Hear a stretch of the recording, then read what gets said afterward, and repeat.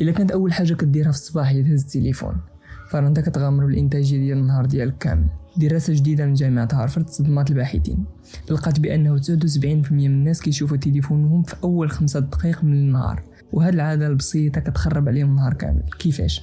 الناس اللي كيبداو نهارهم بالتليفون كيركزوا اقل بنسبه 37%، وكيستسلموا للمشاكل بجوج المرات اكثر، وكيحسوا بالتوتر اكثر بنسبه 46%.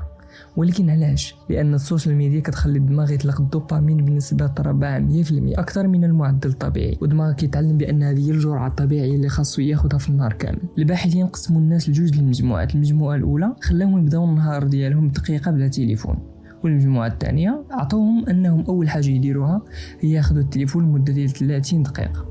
النتيجة، المجموعة اللي بعدت على التليفون قدرت تحل المسائل الصعيبة بنسبة 60% أحسن من المجموعة الثانية، وقدروا أنهم يركبوا مدة أطول بجوج المرات منهم. الخلاصة، الدماغ كيتبرمج على أول حاجة كيتلقاها في الصباح، إذا كانت هي التليفون راه كيبقى النهار كامل يطلب نفس النوع من التحفيز.